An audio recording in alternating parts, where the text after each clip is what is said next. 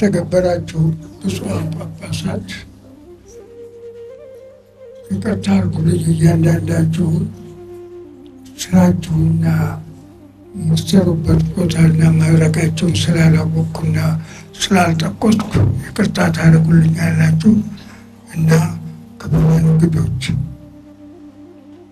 አንድ የ99 ዓመት አዛውንት ያውም የቤተ ክርስቲያን ትምህርት የሌለው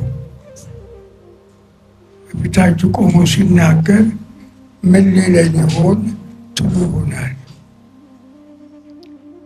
ከማኅበረ ቅዱሳን ስልክ ተደውሎልኝ በይቅርታ እንሸጋገር የሚል ፕሮግራም አለንና እዛ ላይ ንግግር እንድታደርግልን ብለው ሲጠይቁኝ እንዲህ ምንድን ነው አሁንም ያለንበት ሁኔታ አልገባቸውም።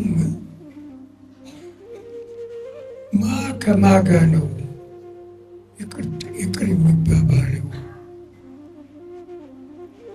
እኛ የተጣላነው እኮ ከእግዚአብሔር ጋር ነው፣ ከፈጣሪያችን ጋር ነው። እና እኔ በዚህ ሳይሆን በይቅርታ እንሸጋገር ሳይሆን ፈጣሪያችንን በጣም አስቀይመነዋል፣ ተቆጥቶናል። ተጸጽተን ንስሐ ገብተን ጥቁር ለብሰን ትቢያ ነስንሰን ማልቀስ አለብን። አሁን እኮ ያለንበት ዘመን እጅግ በጣም የሚያሳዝን ነው። ስለ ዘመኑ አሁን ስላለንበት ከመናገሬ በፊት ነግሬያቸዋለሁ። እኔ ቤተ ክርስቲያን ትምህርት የለኝም። በቀጥታ በ1924 ዓመተ ምህረት ዘመናዊ ትምህርት ቤት ነው የገባሁት። ምናልባት የታላቅ ወንድሜ ፊደል የሚያስቆጥሩና ዳዊት የሚያስደምሙ አንድ አባት ፊደል አስተምሮኝ ነበር መሰለኝ። ከዛ በቀጥታ ወደ ዘመናዊ ትምህርት ቤት የገባሁት እንጂ ስለ ቤተ ክርስቲያናችሁ የተማርኩት ነገር የለም። ግን ከህዝብ አገልግሎት ላይ በጡረታ ተገልዬ ጊዜ ስላገኘው ስለ ቤተ ክርስቲያናችን ስለ ፈጣሪ ብዙ ነገር ተገንዝቤያለሁ። በተለይ ስለ ኢትዮጵያ ከዓለም ሁሉ የተለየች እጅግ በጣም የተለየች ድንቅ አገር መሆኗን እንዴት አላውቃል? የሰው ልጅ ፍጥረት መጀመሪያ የተፈጠርነው እኛ ነን ኢትዮጵያውያኖች። አባቶች እናንተ ከብሉይ በፊት በሕገ ልቦና እግዚአብሔርን እናመልክ ነበር ትላላችሁ። በሕገ ልቦና አይደለም። እኛ የመልከ ጼዴቅ ልጆች ነን። ካህን ሆኖ ሲፈጠር እንትን ያልነው የመልከ ጼዴቅ የበኩር ልጆች ነን። ካህን ሆኖ የተፈጠረ አብርሃም የሰገደለት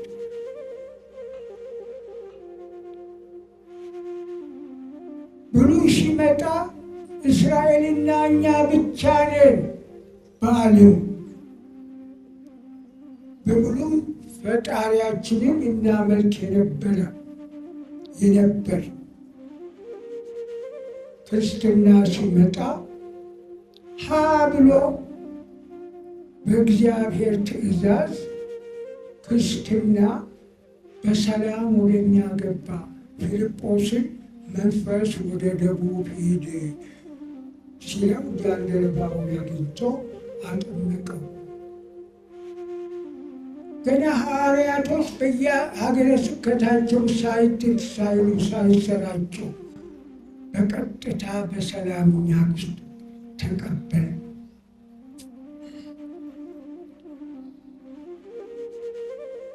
ብቻ አይደለም። እንዴት አድርጌ ልናገር? እስራኤል ጌታ እስራኤልን እግዚአብሔር ይንከባከባቸዋል። ከእግዚአብሔርም የበለጥን እኛ ኢትዮጵያውያን ነን። ሲያስቸግሩት ምንድን ነው ያላቸው? አሞጽ ነቢዩ አሞጽ ምዕራፍ 9 ቁጥር 7 መሰለኝ። እዛ ላይ ምንድን ነው ያለው? እስራኤሎች ጌታን እንደሚያስቸግሩት ታውቃላችሁ አባቶች። ምንድን ነው ያላቸው? እናንተ እስራኤላውያን እናንተ እኮ ለእኔ እንደ ኢትዮጵያውያን ናችሁ። እኛ ከነሱ አስበልጦ ነው እኛን የያዘን። በቅፉ ያለን ህዝቦች ነን ኢትዮጵያውያን።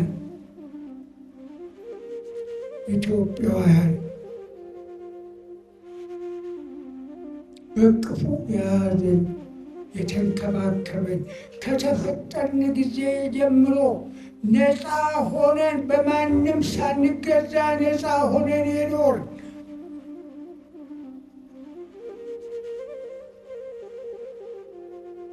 በቅፉ ያለን እና ምን ያደረግነው?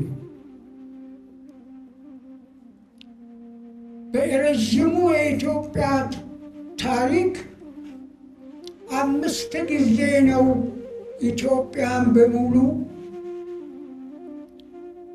ያዳረሰ መከራ የደረሰብን። አንድ በዮዲት ጊዜ 40 ዓመት፣ በግራኝ ጊዜ ከነ ሚስቱ በ19 ዓመት እንትን ካረገ በኋላ ሚስቱ ደግሞ አስተባብራ 2 ዓመት። እንዲያውም አፄ ገላውዴዎስ አንገታቸውን ቆርጠው እንትን ያሉት በገላውዴዎስ ጊዜ ነው። ገላውዴዎስን አንገት ቆርጠው እንትን ያሉት 21 ነው ጠቅላላ 21 ዓመት።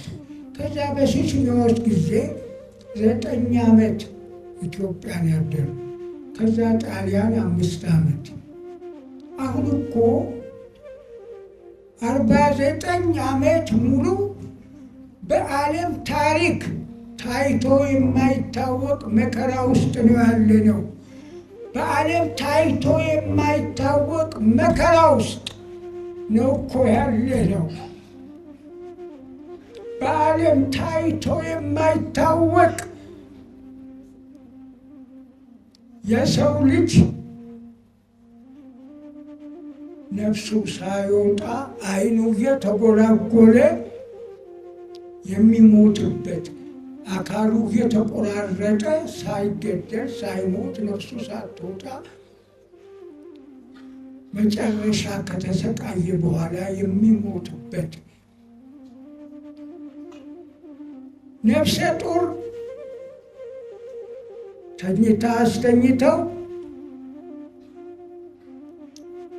ባሏን ልጆቿን ቀደም ብላ ወለደችው ጆሮ አቁመው ሆዷን ቀደው ሽሏን የሚያወጡበት፣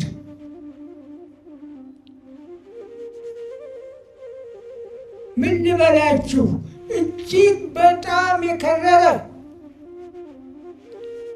ዘመን ላይ ነው ያለነው። አሁንም አልተገነዘብን። አባቶች ጥፋቱ ከእናንተ ነው እኮ የተጀመረው። እስቲ እንግዲህ ይህን ካልኩ በኋላ እንገራችሁ።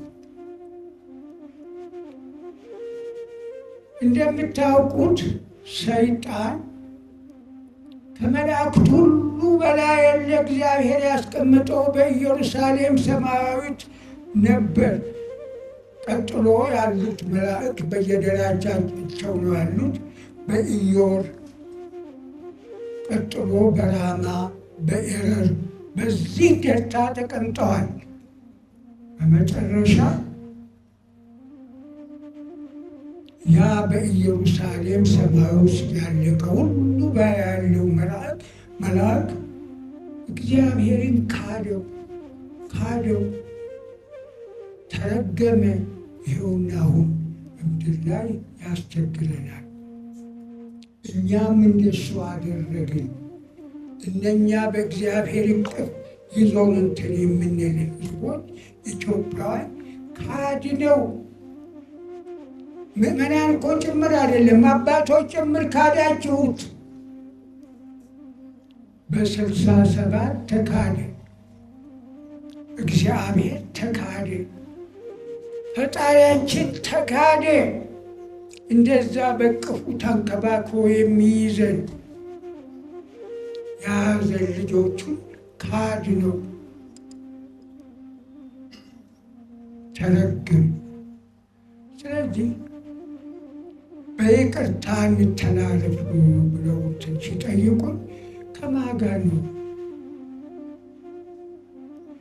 ተጸጽተን ንስሐ ገብተን መሬት ጥቁር ለብሰን መሬት ላይ የተንፈራፈን እሱን ይቅር እንዲለን ለምነው እንጂ ከማን ጋር ነው ይቅርታ እንትን የሚለው? ንስሐ መግባት። ንስሐ አልገባንም። 49 ዓመት ሙሉ በዓለም ታሪክ ተደርጎ የማይታወቅ መከራ ውስጥ እያል አሁንም ልባችን ደንድኖ አላወቅም። በምን ምክንያት ነው ይሄ የሆነው? በምንድን ነው ብለን ወደ እግዚአብሔር አልተመለስንም። ተጸጽተን ንስሐ ገብተን አልቅሰን እባክህ ማረን ብለው እንትን እንደማለት ከማን ጋር ይቅር ይላል? ከእግዚአብሔርን ያስቀየምነውን የካድነውን መካድ ብቻ አይደለም። ሁለተኛው ትልቁ ጥፋታችን ኢትዮጵያን ብቻ ሳይሆን የኢትዮጵያ ኦርቶዶክስ ተዋሕዶችን ድንቅ ቤተ ክርስቲያን ራሷን ያስቻሉ እነሱን ሁሉ አባቶቻችንን ገደል። እኔ ነቢይ አይደለሁም፣ ራእይም አልችልም። የተራ በየቀኑ በየሰዓቱ ኃጢአት የምሰራ ሰው ነኝ። ግን ባለው ሁኔታ ሳያችሁ 3 ትውልድ ተቀተናል። 3 ትውልድ እግዚአብሔር የመጨረሻውን 3 ትውልድ ነው የቀጣል።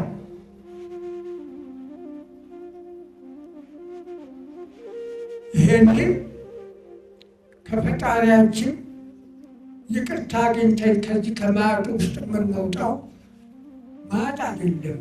መከራው እጅግ ከባድ በዓለም ታሪክ በኢትዮጵያ አይደለም በዓለም ታሪክ ተደርጎ የማይታወቅ መከራ ውስጥ ነው እኮ ያለነው። እንዴት ዝም ብላችሁ ታያላችሁ? ለምንድን ነው ይሄ ሆነው ብላችሁ ለምን አትመረምሩም? ለምን አትመረምሩም? እና በይቅርታ እንሸጋገር። እኛ አሁን እርስ በርሳችን ይቅርታ ብንባባል ትግሬው ከኦሮሞው፣ ኦሮሞው ከጉራጌው፣ አንዱ ጎሳ ከሌላው ጋር ይቅር ቢባባል መከራው ይላቀቅልን? አልላቀቅም። ከእግዚአብሔር ጋር ነው የተጣላ ነው። አባቶቻችን እንዴ ልብ በሉ እንጂ መከራ ውስጥ ነው እኮ ያለ ነው። እጅግ በጣም የከፋ መከራ ውስጥ ምንድን ነው ያለንበት መከራ ብላችሁ ለምን እንትን አትሉ? ምንድን ነው ምክንያቱ? 49 ዓመት ሙሉ እንዲህ አባቶች ምንድን ነው ነገሩ? ልባችሁ እንዴት ደነደነ? የደነደነበት ምክንያት ታውቃላችሁ? ጥፋት የጀመረው ከእናንተ ነው። መሐላ ፈረሳችሁ። ውግዘትንም አፈረሳችሁ። ውግዘት ምንም አልመሰላችሁ። መሐላ ምንም አልመሰላችሁም። እኔ በሁለተኛው መጽሐፌ ስለ አቡነ ባስልዮስ ማውቁ አቡነ ቴዎፍሎስ እኔ ተማሪ ቤት ሆኜ እሳቸው አባ መልእክቱ ሆነው ከዛ ጀምረው የምንተዋወቀው ስለ እሳቸው ስለ አቡነ ተክለ ሃይማኖት አባ መላኩ አብረን ከኔ ጋር 9 ዓመት የሰራ ናቸው። እኔ ነኝ ሴት ያስመረጥኳቸው። አቡነ መርቆሬዎስ፣ አቡነ ጳውሎስ፣ አቡነ ማትያስ ቁጭ ብዬ ነው ሲኖዶሱ እናንተ ታዛቢ ሆነ ያስመረጠናቸው እንትን ያለኩት እኔ ነኝ። ስለ ሁሉም ጽፌያለሁ። አንድ ጊዜ ነው ጉዴ እናንተ የሚወጣው።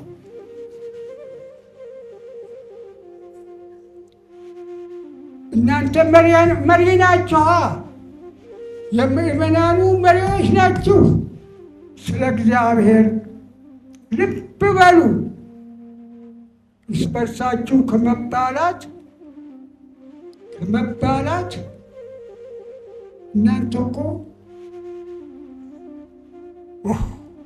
እናንተ እኮ የክርስቶስ እኮ እንትን ናችሁ። ጌታ ሲያስተምር፣ ሐዋርያት ሲያስተምር አንተ ኦሮሞ ነህ፣ አንተ አማራ ነህ፣ የሁሉ አባት ነው። እናንተ የሁሉም አባታችን ናችሁ እንጂ የትግሬ፣ የአማራ፣ የኦሮሞ አይደላችሁም።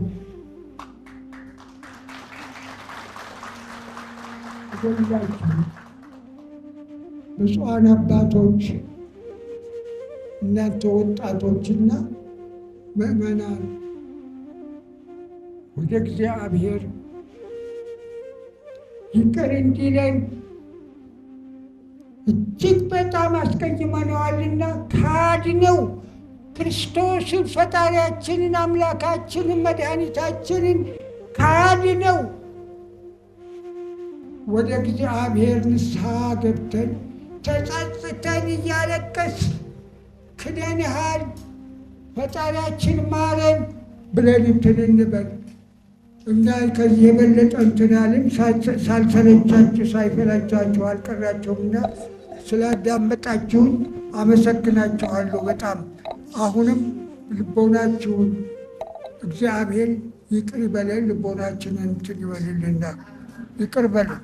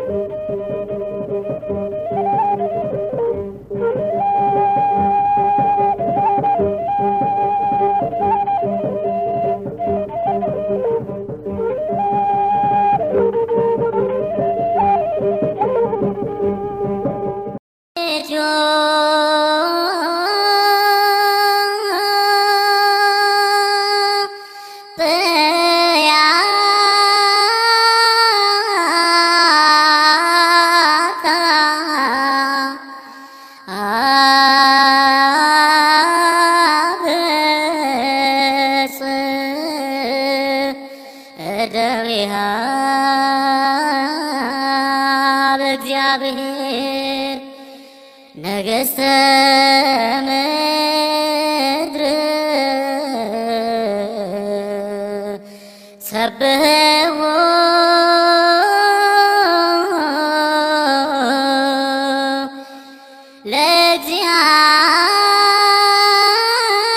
ለእግዚአብሔር